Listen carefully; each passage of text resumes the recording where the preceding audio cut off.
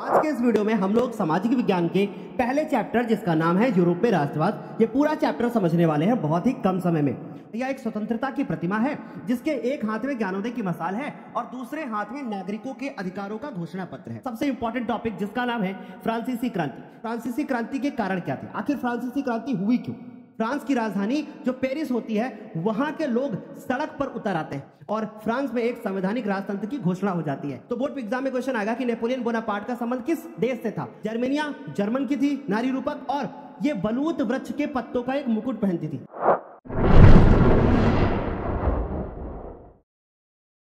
तो hi everyone, मैं हूं शिवम द्विवेदी और आप देख रहे हैं अपना पसंदीदा चैनल ज्ञानोदय के गुरुजी। आज के इस वीडियो में हम लोग सामाजिक विज्ञान के पहले चैप्टर जिसका नाम है यूरोपीय राष्ट्रवाद, ये पूरा चैप्टर समझने वाले हैं बहुत ही कम समय में। और ये वीडियो उन बच्चों के लिए है जो यूरोपीय राष्ट्रवाद चैप्टर को रिवाइज करना चाहते हैं और कम समय में ज्यादा चीजें करना चाहते हैं। तो चलिए शुरू करते हैं, कम समय में ज्यादा, शिवम सर का वादा। तो चलिए शुरू करते हैं मेरे प्यारे बच्चों। सबसे पहले बात करते हैं यूरोप में राष्ट्रवाद के अर्थ को समझने की कोशिश करते हैं। सबसे पहले यूरोप तो आप समझ ही गए होंगे कि एक महाद्वीप है, और अगर हम बात करें राष्ट्रवाद की, वाद का मतलब होता है विचारधारा, यानी कि देश प्रेम की विचारधारा, इसको बोला जाएगा कि भैया राष्ट्रवाद। देश प्रेम सर, जैसे हम अपना तिरंगा झंडा देखते हैं तो हमें यह लगता है कि भाई ये मेरा अपना झंडा है, ठीक है। हम कोई गीत सुनते हैं, राष्ट्रीय गीत सुनते हैं, राष्ट्रीय गान सुनते हैं तो लगता है कि यह हमारा अपना राष्ट्रीय गीत है। वैसे ही लोगों के अंदर ये भावना किस प्रकार से उत्पन्न हुई होगी, इन सारी चीजों को इस चैप्टर में डिस्कस करेंगे। तो चलिए अब आगे बढ़ते हैं। अब मेरे प्यारे बच्चों, सबसे पहली बात, राष्ट्रवाद का उदय किस देश से हुआ? तो वो देश था हमारा फ्रांस। और होता क्या है कि एक फ्रांसीसी कलाकार होते हैं जिनका नाम होता है फ्रेडरिक शॉरियो। फ्रेडरिक शॉरियो क्या करते हैं, अपने 4 चित्रों की एक श्रृंखला बनाते हैं और इस 4 चित्रों की श्रृंखला में उन्होंने दिखाया कि भैया एक स्वतंत्रता की प्रतिमा है जिसके एक हाथ में ज्ञानोदय की मशाल है और दूसरे हाथ में नागरिकों के अधिकारों का घोषणा पत्र है। फिर उसके बाद इन्होंने बताया कि भैया देखो, ऊपर जो है ना, यहाँ पे ईसा मसीह, संत और कुछ फरिश्ते हैं, और उसके बाद नीचे क्रांतिकारी हैं। ये फरिश्ते आशीर्वाद दे रहे हैं जबकि क्रांतिकारी क्या कर रहे हैं? क्रांतिकारी घटनाएं कर रहे हैं, ठीक है। उसके बाद नीचे यहाँ पे कुछ ऐसी संस्थानों के मुकुट, या कहें कि कुछ ऐसी संस्थानों के अवशेष पड़े हुए हैं, राजाओं के मुकुट पड़े हुए हैं जो कि कैसे राजा थे? निरंकुश राजा थे, जिनके ऊपर किसी का अंकुश ना हो। ये फ्रांसीसी कलाकार फ्रेडरिक शॉरियो ने इस चित्र को तैयार किया था। उसके बाद अगर आगे बात करें तो राष्ट्र राज्य की अवधारणा। बच्चों, फ्रांस में जब राष्ट्रवाद का उदय हुआ तो सबसे पहले देखा गया कि भैया राष्ट्र राज्य की अवधारणा का विकास हुआ। लोग ये जानने लगे कि भाई देश नाम की कोई चीज होती है, देश प्रेम कुछ होता है ना। राज्य को राष्ट्र में कैसे बदला जाएगा उसके बारे में लोग सोचने लगे थे।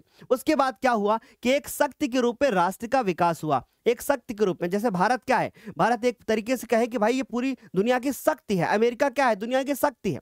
वैसे एक शक्ति के रूप में एक देश का किस प्रकार से विकास हुआ, ये सब इस चैप्टर में हम लोग डिस्कस करने वाले हैं। आगे बढ़ेंगे मेरे प्यारे बच्चों।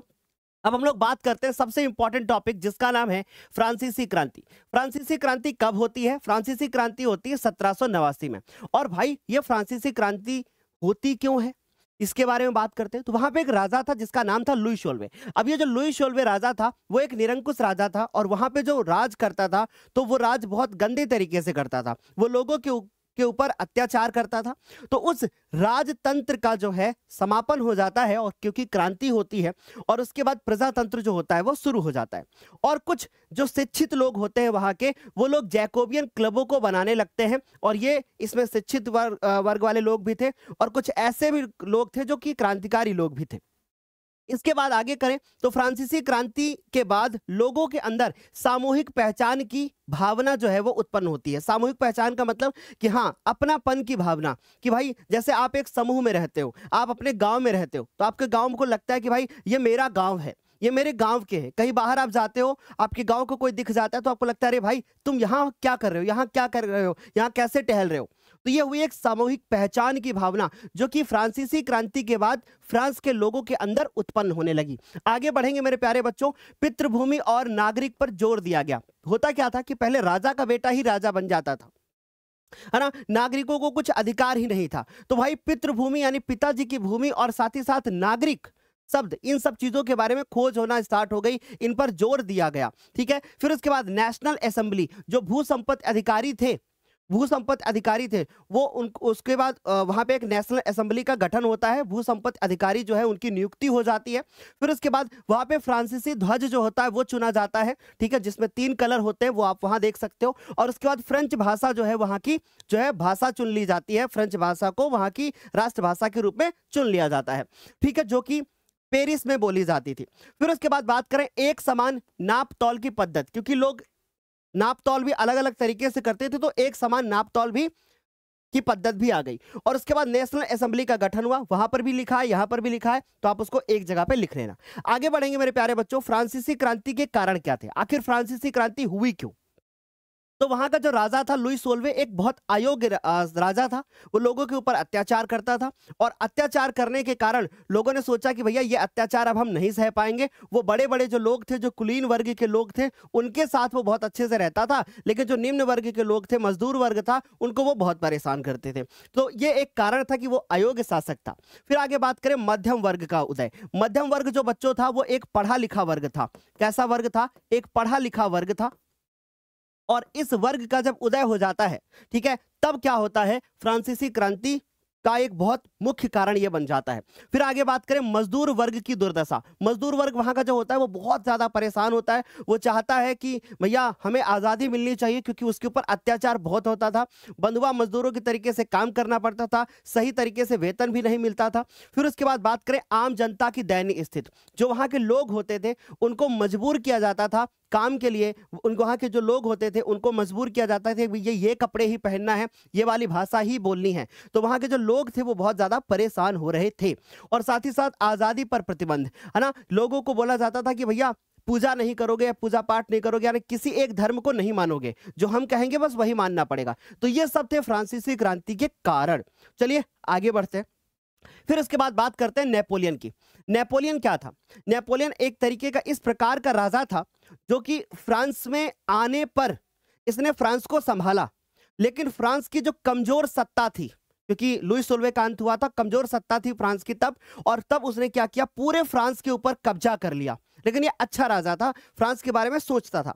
इसका जन्म कहां पर होता है, इसका जन्म होता है 1789 में होता है, सॉरी 1769 में इसका जन्म होता है, 1789 में फ्रांस की क्रांति होती है।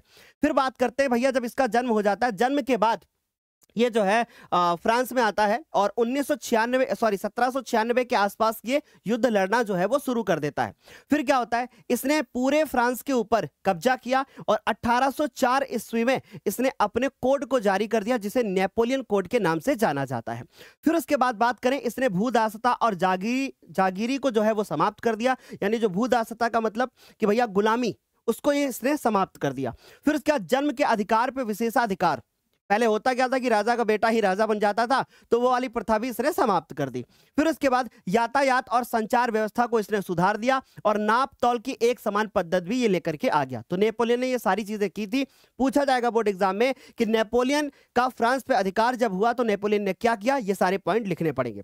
आगे चलेंगे मेरे प्यारे बच्चों। अब बात करते हैं जॉल वेराइन शुल्क संघ, बहुत इंपॉर्टेंट है, डायरेक्ट क्वेश्चन आता है कि जॉल वेराइन शुल्क संघ जो है वो क्यों स्थापित किया गया और कब स्थापित किया गया। तो जॉल वेराइन शुल्क संघ एक शुल्क संघ होता था कि एक राज्य से जब दूसरे राज्य में जाते थे तो कुछ क्या देना पड़ता था, टैक्स देना पड़ता था। तो ये जो शुल्क अवरोध थे इनको समाप्त कर दिया गया।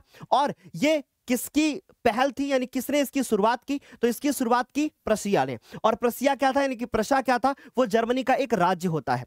और इसमें मुद्राओं की संख्या को घटा करके कितना कर दिया गया, 2 कर दिया गया। आप अगर मेरा लॉन्ग वाला वीडियो देखोगे तो वहां पे आप देखोगे कि यहाँ पे 21 लिखा हुआ है, पर मेरे द्वारा बोला मुंह से 2 ही गया है, तो आप अपने नोट्स में सही कर लेना कि मुद्राओं की संख्या को बढ़ा करके 30 से घटा करके कितना कर दिया गया है, 2 कर दिया गया। आगे बढ़ेंगे मेरे प्यारे बच्चों। अब बात करते हैं यूरोप में राष्ट्रवाद का निर्माण। देखिए फ्रांस में जो जो चीजें होती थी ना, वो चीजें यूरोप में भी होती थी। अब यूरोप में ना जो समूह थे वो 2 तरीके थे, 2 तरीके के लोग थे। जैसे आजकल भारत में आप देखोगे ना तो एक मध्यम वर्ग दिखेगा आपको, और एक उच्च वर्ग दिखेगा, और एक निम्न वर्ग दिखेगा। यानी एक ऐसे लोग हैं जिनके पास खूब पैसा है, आलीशान बंगले में रह रहे हैं, और कुछ ऐसे हैं जो खेतों में काम कर रहे हैं, मजदूर वर्ग है, और कुछ ऐसे हैं जो अपनी जिंदगी को बिल्कुल एवरेज पे लेकर के चल रहे हैं, यानी वो मध्यम वर्ग के लोग होते हैं। ठीक, तो बच्चों ध्यान से देखना, यूरोप में राष्ट्रवाद का निर्माण कैसे हुआ, किस तरीके से। यूरोप में दो प्रकार के ग्रुप थे, एक था राजशाही लोग थे जिनको कुलीन वर्ग कहा जाता है, और कुछ लोग थे गरीब लोग जिनको निम्न वर्ग के लोग कहा जाता है। होता क्या है कि उस समय पे यूरोप में कोई राष्ट्र राज नहीं था। जैसे इस समय पे आप देखते हो ना कि जर्मनी, इटली, ये आपको क्या दिखाई देते हैं, देश दिखाई देते हैं, पर ऐसा नहीं था।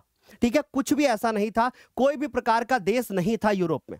होता क्या है कि एक औद्योगिक क्रांति होती है। औद्योगिक क्रांति का मतलब इस प्रकार की एक क्रांति होती है कि भैया लोग जो होते हैं वो बहुत ज्यादा क्या करते हैं, उद्योग धंधे करने लगते हैं, जिसके बाद पैसा आता है और लोग फिर उस पैसे का उपयोग करके क्या करते हैं, पढ़ लिख जाते हैं, और इस प्रकार से मध्यम वर्ग का जो होता है वो क्या हो जाता है, उदय हो जाता है। तो एक क्वेश्चन डायरेक्ट बोर्ड पेपर में आता है कि मध्यम वर्ग के उदय का कारण क्या था, तो मध्यम वर्ग के उदय का कारण था फ्रांसीसी क्रांति।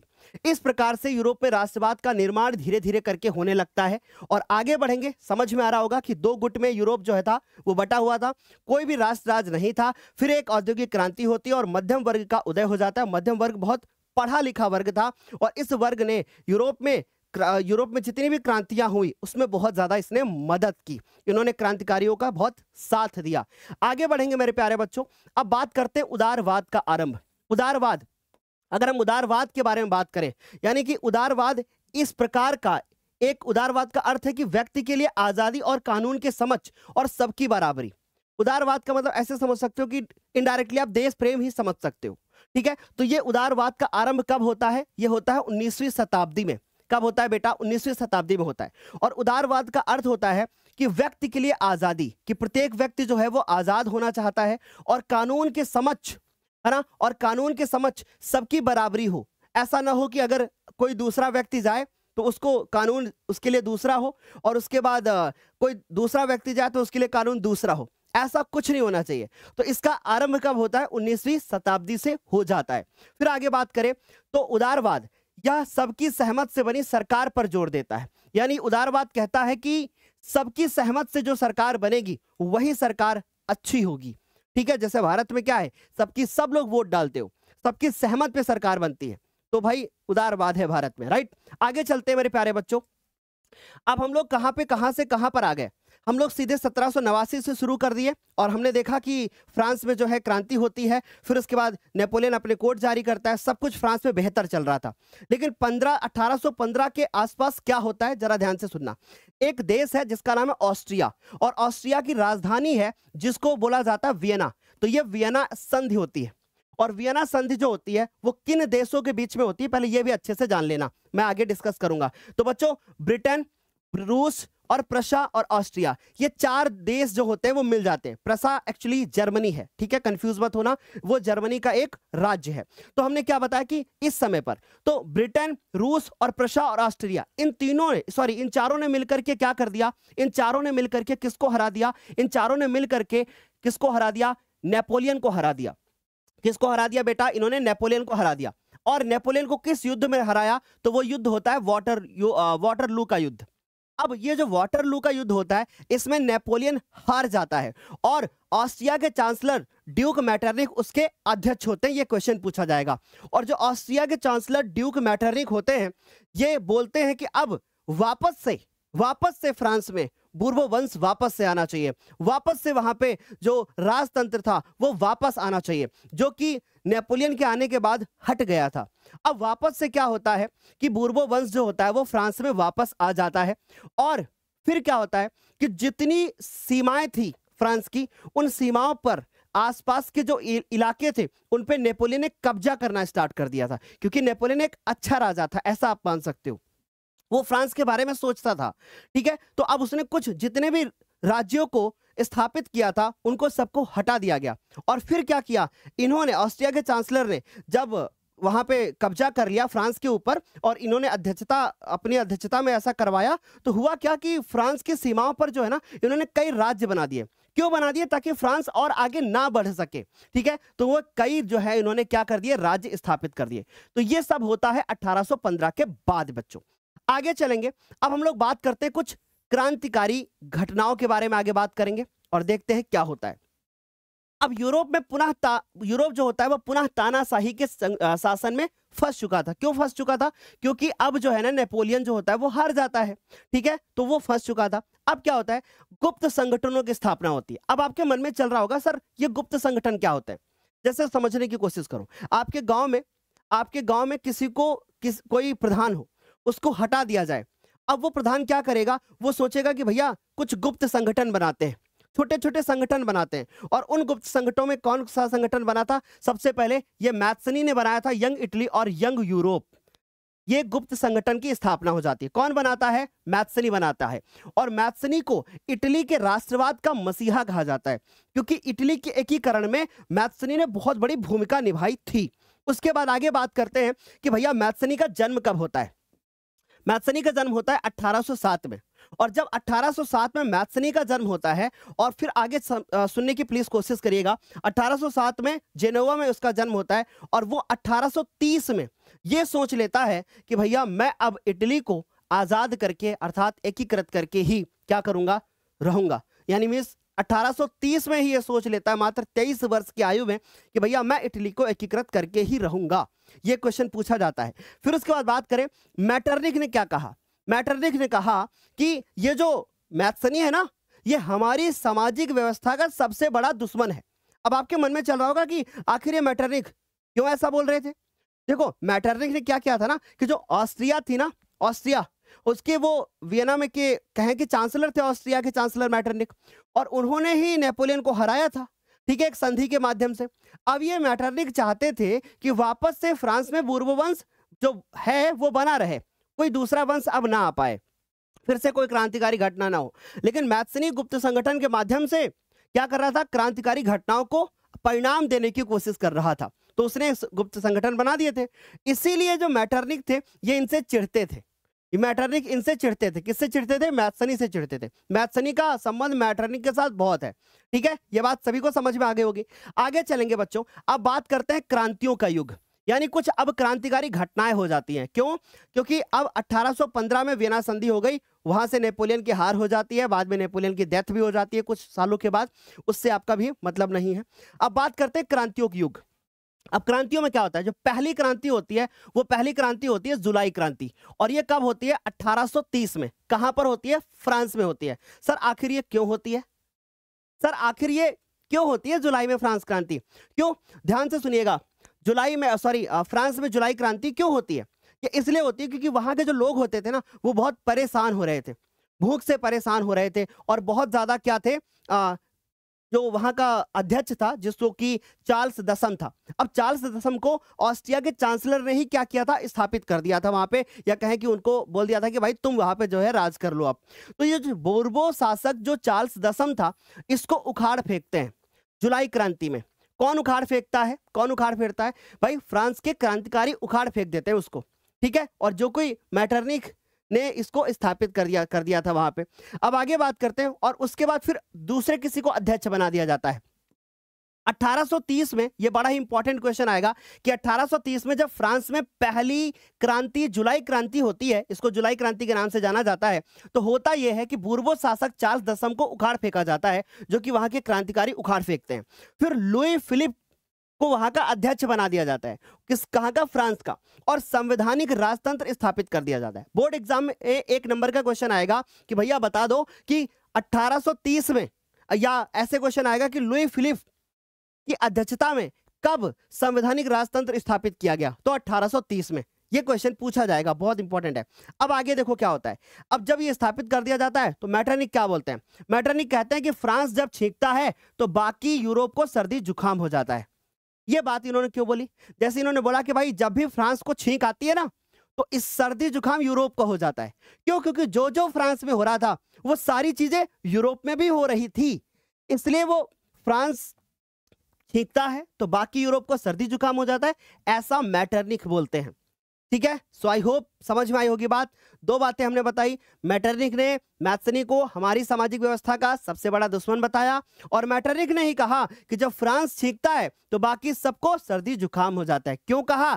क्योंकि जो फ्रांस में होता था वही हमारे यूरोप में हो जाता था। तो आई होप यहां तक क्लियर हो गया होगा। आगे चलेंगे। अब बच्चों ब्रुसेल्स में भी विद्रोह हो जाता है। सर ब्रुसेल्स क्या है? ब्रुसेल्स क्या है? ब्रुसेल्स इस समय पर बेल्जियम की राजधानी है, जो कि आप सत्ता की साझेदारी चैप्टर में पढ़े होंगे। तो ब्रुसेल्स में विद्रोह हो जाता है, जो कि ब्रुसेल्स पहले नीदरलैंड के अंदर था। अब नीदरलैंड बेल्जियम से अलग हो जाता है। तो ये हुआ, समझ लो कि नीदरलैंड के अंदर क्या हो जाता है, विद्रोह होता है, और जिसकी वजह से नीदरलैंड के अंदर ब्रुसेल्स होता है, उसमें विद्रोह हो जाता है, या कहें कि नीदरलैंड में हो जाता है, एक ही बात है। और फिर बेल्जियम जो होता है वो नीदरलैंड से अलग हो जाता है। ये दूसरा आपने क्रांति देखी। फिर आगे बढ़ेंगे, अब बात करते हैं यूनान। यूनान क्या था? ऑटोमन साम्राज्य का हिस्सा था। अब यूनान जो है ना, इसको यूरोपीय सभ्यता का पालना भी बताया गया है, यह आपने पढ़ा होगा। ठीक, क्यों बताया गया है? क्योंकि ऐसा बोला गया कि भाई यूरोप को सीखना चाहिए। किससे सीखना चाहिए? यूनान से सीखना चाहिए। अब जो हमारा यूनान होता है वो ऑटोमन साम्राज्य का हिस्सा था। इसने अपनी आजादी के लिए संघर्ष करना स्टार्ट कर दिया। कब? 1821 में।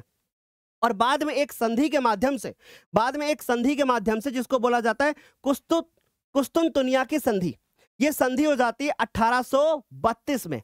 भाई मैं रिक्वेस्ट करूंगा कि इस संधि को प्लीज जरूर देखना, क्योंकि 1832 में कुस्तुनतुनिया की संधि होती है, जिसकी वजह से जो यूनान होता है वो एक स्वतंत्र राष्ट्र बन जाता है, उसको एक स्वतंत्र राष्ट्र की मान्यता मिल जाती है। तो आई होप यहां तक क्लियर हो गया होगा।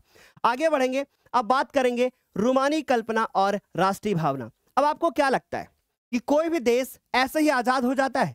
लड़ाई झगड़ा करके, क्रांति करके आजाद हो जाता है? नहीं, ऐसा बिल्कुल भी नहीं होता है।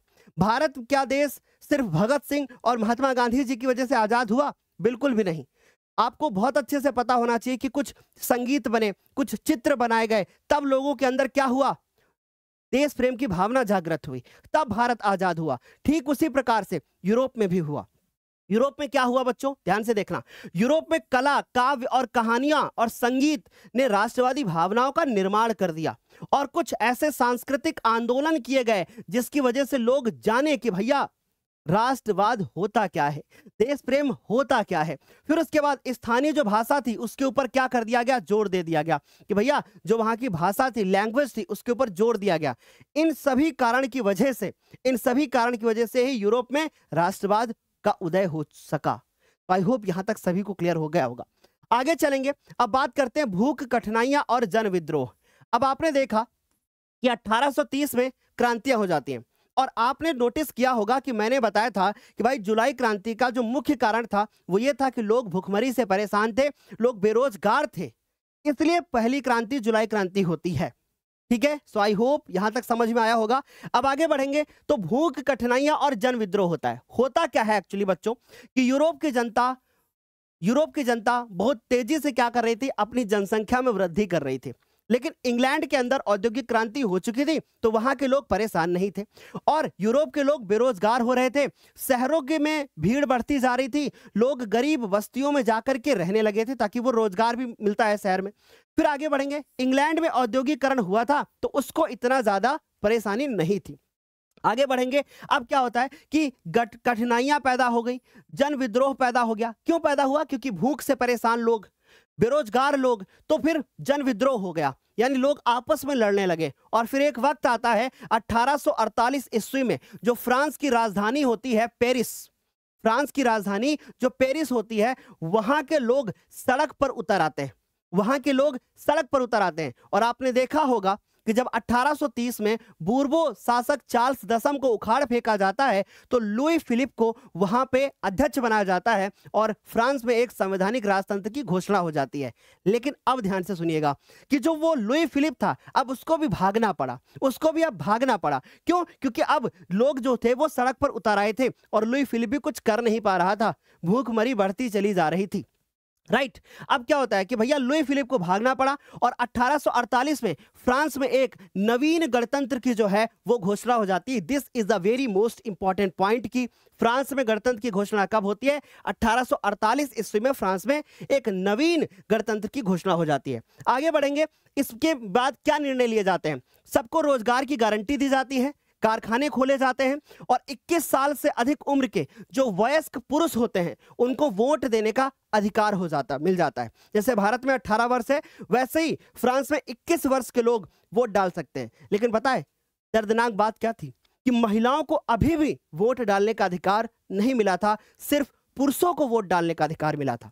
राइट। आगे चलेंगे मेरे प्यारे बच्चों, अब बात करेंगे जर्मनी के एकीकरण के बारे में। जर्मनी का एकीकरण कब होता है? 1871 में।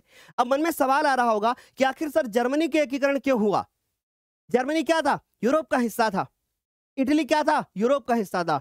अब ये हिस्से चाहते थे कि हम अपना एक राष्ट्र राज्य बनाएं, अपना अपना एक देश बनाएं, ठीक है। तो अब होता क्या है कि 1848 में जब फ्रांस में जो फ्रांस में होता था ना, वही चीजें कहाँ होती थी? यूरोप में होती थी। तो 1848 में जो फ्रांस था, वो सॉरी जर्मन जो था, वो 39 राज्यों का एक संघ था, या कहे परिसंघ था, या कहे कि महासंघ था, ठीक है। तो एक 39 राज्यों का एक संघ था, और वहां पे ऑटो वॉन बिस्मार्क, जो कि जर्मन एकीकरण की प्रक्रिया का एक जनक था।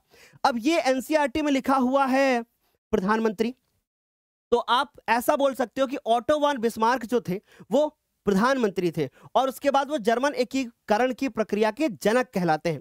आगे बढ़ेंगे। 7 वर्षों में इन्होंने लगातार युद्ध लड़े। किसके साथ इन्होंने युद्ध लड़ा? भैया किसके साथ इन्होंने युद्ध लड़ा? सबसे पहले ऑस्ट्रिया के साथ इन्होंने युद्ध लड़ा। जर्मन के लोग हैं, ऑस्ट्रिया के साथ युद्ध लड़ते हैं, डेनमार्क के साथ युद्ध लड़ते हैं, और फ्रांस के साथ भी युद्ध लड़ते हैं, ठीक है। और उनके बाद तीनों में जो है किसकी जीत हो जाती है? जर्मनी की। जर्मनी का मतलब प्रसा की जीत हो जाती है, क्योंकि वो प्रसा उसका एक राज्य है। उसके बाद 1871 में जो प्रसा के राजा होते हैं काइजर विलियम प्रथम को जर्मनी का सम्राट घोषित कर दिया जाता है, और जर्मन एकीकरण की प्रक्रिया जो होती है वो पूर्ण हो जाती है। आगे चलेंगे मेरे प्यारे बच्चों, अब बात करते हैं इटली के एकीकरण की। इटली का एकीकरण कब होता है? 1870 में। अब बोर्ड पेपर में एक क्वेश्चन आएगा कि इटली के एकीकरण में ऐसे कौन से 3 क्रांतिकारी हैं जिन्होंने महत्वपूर्ण भूमिका निभाई? नाम याद रखोगे, मैत्सनी, गैरीबाल्डी और कावुर, राइट। अब देखिए क्या होता है कि 1870 में जब इटली का एकीकरण होता है, इसमें क्या क्या हुआ था? इटली जो है, इटली राज्यों और हैब्सबर्ग साम्राज्य में अलग अलग रूप से बिखरा हुआ था, ठीक है। ये बिखरा हुआ था, कुछ हैब्सबर्ग साम्राज्य में और उसके बाद कुछ राज्यों में डिवाइड था, और पूरे इटली में इतालवी भाषा पूरे इटली में नहीं बोली जाती थी, क्योंकि अब चूंकि जैसे भारत है, अब भारत में क्या है कि भारत बहुत सारी भाषा यहाँ पे बोली जाती है, लेकिन वैसे ही इटली के अंदर एक भाषा अर्थात इतालवी भाषा नहीं बोली जाती थी, जबकि बोला जाना चाहिए ना सब, क्योंकि हर व्यक्ति को बोलना चाहिए इतालवी भाषा। फिर क्या होता है कि 1830 के दशक में मैत्सनी ने इटली को एकीकृत करने का प्रयास किया था। जैसा मैंने आपको स्टार्टिंग में ही बताया था कि 1830 में जब मात्र वो 23 वर्ष की उम्र का था, तभी उसने प्रयास किया था कि इटली एकीकृत हो जाए। फिर क्या होता है, उसने यंग इटली नामक गुप्त संगठन भी स्थापित किए थे, लेकिन वो सक्सेस नहीं हो पाया था, राइट। फिर आगे उसने ये लोग आ गए, और फिर उसके बाद जब काबुर आया, गैरीबाल्डी आए, तो हेल्प मिल गई। आगे क्या होता है देखते हैं जरा ध्यान से। प्रधानमंत्री काबुर ने राज्यों को संगठित करने के लिए आंदोलन को नेतृत्व प्रदान किया, और फ्रांस और सार्डिनिया पीडमांट के बीच में एक कूटनीतिक संधि हो गई। तो अब यह बात याद रखना कि इटली का एकीकरण होता है तो किसके बीच में संधि होती है? तो संधि होती है सार्डिनिया पीडमांट और फ्रांस के बीच में, एक कूटनीतिक संधि हो जाती है। फिर क्या होता है कि 1859 में सार्डिनिया पीडमांट ने ऑस्ट्रिया को पराजित कर दिया। किसको हरा दिया? ऑस्ट्रिया को हरा दिया। उधर जर्मनी ने भी ऑस्ट्रिया को हराया था, और इधर इटली ने भी ऑस्ट्रिया को हरा दिया। और जो गैरीबाल्डी होते हैं, गैरीबाल्डी के नेतृत्व में अनेक सैनिक होते हैं, वो भाग लेते हैं। तो आई होप यहां तक आराम से समझ में आ रहा होगा। यानी आप क्या देखे, आपने देखा कि भैया मैत्सनी है, उन्होंने कुछ गुप्त संगठन बना दिए। उसके बाद काबुर ने क्या कर दिया? कूटनीतिक संधि कर दी, और ना गैरीबाल्डी ने क्या कर दिया? नेतृत्व प्रदान कर दिया और ऑस्ट्रिया को हरा दिया। तीनों ने अपना अपना काम कर दिया। और अब क्या होता है? अब होता है कि 1861 में विक्टर इमैनुअल द्वितीय को राजा घोषित कर दिया जाता है। किसका? इटली का राजा घोषित कर दिया जाता है। लेकिन अभी इटली के सारे राज्य एकीकृत नहीं हुए थे, यानी पूर्ण रूप से कहें तो इटली अभी एकीकृत नहीं हुआ था। कुछ सालों के बाद 1870 में यह एकीकरण जो होता है वो पूर्ण हो जाता है। यहाँ पे लॉजिक है, प्लीज ध्यान से सुनना जो मैंने बताया कि 1861 में राजा घोषित किया जाता है, लेकिन 1870 में पूर्ण एकीकरण जो होता है वो कंप्लीट हो जाता है। तो पहले इटली का एकीकरण हुआ, 1 साल बाद जर्मनी का हो जाता है। चलिए आगे बढ़ेंगे बच्चों। अब बात करते हैं कि भैया इटली का एकीकरण हो गया हमारे पास। अब इटली के एकीकरण के बाद अब आगे बात करेंगे कि भैया अगर मान लीजिए बोर्ड एग्जाम में पूछा जाए कि फ्रांस है ना, तो फ्रांस फ्रांस में जो राजा थे वो कहेंगे वो नेपोलियन बोनापार्ट। तो बोर्ड पे एग्जाम में क्वेश्चन आएगा कि नेपोलियन बोनापार्ट का संबंध किस देश से था, तो वो फ्रांस से था। मैथ्सनी का संबंध किसके साथ साथ था, तो इटली के साथ था। ऑटो वन बिस्मार्क का संबंध किसके साथ था, तो वो जर्मनी के साथ था। इनकी तस्वीरें आप देख सकते हो। आगे बढ़ेंगे, अब बात करते हैं ब्रिटेन की अजीब दास्तां। अब यहां पे ना बहुत बड़ा लॉजिक है। आपको लगता है कि भैया भारत आजाद हुआ तो एक क्रांतिकारी घटनाएं हुई, है ना, राष्ट्रवादी भावनाएं लोगों के अंदर उत्पन्न हुई, लेकिन सर क्या यूरोप में भी ऐसा ही हुआ? लेकिन क्या हर जगह पे ऐसा हुआ क्या? नहीं, ऐसा बिल्कुल भी नहीं हुआ। इंग्लैंड के साथ में ऐसा बिल्कुल भी नहीं हुआ, ब्रिटेन के साथ में वहां पे एक लंबी प्रक्रिया चली थी, एक लंबी प्रक्रिया चली थी। तो अभी ध्यान से सुनिएगा, जो ब्रिटेन था उसमें चार जाति थी। एक पहली इंग्लैंड, वेल्स, स्कॉट और आयरिश। इनकी जो प्रजाति थी वो नृजाति थी। नृजाति का मतलब क्या होता है सर? नृजाति थी। अब प्लीज मेरी बात को ध्यान से सुनने की कोशिश करिएगा, ठीक है? नृजाति, अब मैंने मुंह से बोल दिया, प्लीज लिख लेना। तो नृजाति थी। नृजाति का मतलब होता है कि वो लोग अपने आप को दूसरे समूह से अलग समझते हैं। तो अगर बोर्ड पेपर में आ जाए नृजाति का अर्थ क्या है, तो समझना कि जो अपने आप को दूसरे से अलग समझे। जैसे भारत में एक धर्म दूसरे को अलग समझता है कि भाई वो दूसरे के हैं, वैसे ही वहां पर भी था ब्रिटेन में। अब क्या होता है कि भैया ब्रिटेन में कोई क्रांति नहीं होती है, बल्कि एक लंबी प्रक्रिया चलती है। एमसीक्यू पूछा जा सकता है। और ब्रिटेन में 4 प्रकार के जात समूह थे। एक था अंग्रेज थे, यानी इंग्लैंड के लोग थे, वेल्स थे, स्कॉट थे, और उसके बाद क्या थे? आयरिश थे। आई होप यहां तक समझ में आ रहा होगा। स्कॉटलैंड, आयरिश और उसके बाद अंग्रेज जो कि इंग्लैंड थे, है ना, इंग्लैंड वाले थे। अब होता क्या है कि इंग्लैंड और स्कॉट, इन दोनों के बीच में, प्लीज ध्यान से सुनिएगा, इंग्लैंड और स्कॉटलैंड के मध्य एक्ट ऑफ यूनियन 1707 ईस्वी में आ जाता है और United kingdom of great Britain का गठन हो जाता है। यानी इन दोनों ने मिलकर के किसका गठन कर दिया? United kingdom of great Britain का गठन कर दिया। अब आपने देखा कि इंग्लैंड और स्कॉटलैंड आपस में मिल गए। अब ये आगे चल करके आयरलैंड के साथ भी ऐसा ही करते हैं। और क्या करते हैं आगे देखेंगे, लेकिन उसके पहले यहां देखते हैं। जो स्कॉटलैंड के लोग थे, उनको ये इंग्लैंड वाले बोलते थे कि भैया आप अपनी भाषा नहीं बोल सकते। यानी स्कॉटिश लोगों को गैलिक भाषा बोलने पर मनाही थी और राष्ट्रीय पोशाक नहीं पहन सकते थे। राष्ट्रीय पोशाक मतलब जैसे भारत में लोग क्या है कि भाई भगवे कलर का कपड़ा पहन रहे हैं, मुस्लिम लोग ग्रीन कलर का कपड़ा पहन रहे हैं, मतलब एक रंग से लोगों को जज कर लिया जाता है। वैसे ही वहां पे पोशाक जो थी वो पहनने को मनाही थी। ये इंग्लैंड वाले लोग बोलते थे कि भैया तुम नहीं पहन सकते अपनी राष्ट्रीय पोशाक, तुम नहीं बोल सकते अपनी भाषा। इस कारण इन लोगों को अपना वतन छोड़ने पे मजबूर होना पड़ा और बाद में इंग्लैंड वाले लोगों ने स्कॉटलैंड पर भी कब्जा कर लिया। फिर क्या होता है, आयरलैंड की बात करते हैं। 1801 में आयरलैंड को बलपूर्वक यूनाइटेड किंगडम में क्या कर लिया गया? शामिल कर लिया गया। तो अब भैया आयरलैंड वाले लोग भी शामिल हो गए यूनाइटेड किंगडम में। फिर क्या होता है बच्चों कि ब्रिटेन का जो झंडा होता है, जिसको यूनियन जैक बोलते हैं, जो कि झंडा वहां पे आप देख सकते हो, और राष्ट्रीय गान वहां का जो है वो है God save our noble king. इसको सम्मान दिया जाने लगा, राइट। तो ये थी हमारी ब्रिटेन की कहानी। आगे चलेंगे मेरे बच्चों, अब बात करेंगे राष्ट्र की दृश्य कल्पना, है ना, बहुत इंपॉर्टेंट है। जैसे भारत में क्या होता है, आप लोगों ने बहुत अच्छे से देखा होगा कि भारत में भारत माता की तस्वीर बनाई गई, है ना। वैसे ही जो फ्रांस था, जर्मनी था, वहां पे किसकी तस्वीरें चली? ठीक। तो बच्चों अगर राष्ट्र दृश्य की कल्पना की बात करें तो सबसे पहले मारियान या कहीं कहीं पे मारियाना मिलेगा। ये जो है ना एक फ्रांस की नारी रूपक थी।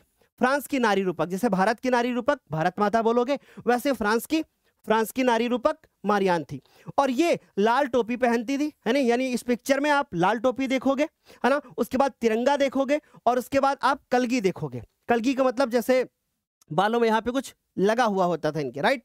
फिर उसके बाद अगर मैं बात करूं कि जर्मेनिया जर्मन की थी नारी रूपक, और ये बलूत वृक्ष के पत्तों का एक मुकुट पहनती थी। ये जो मुकुट पहनती थी उसमें बलूत वृक्ष थे, राइट, उनके पत्तों के मुकुट को पहनती थी।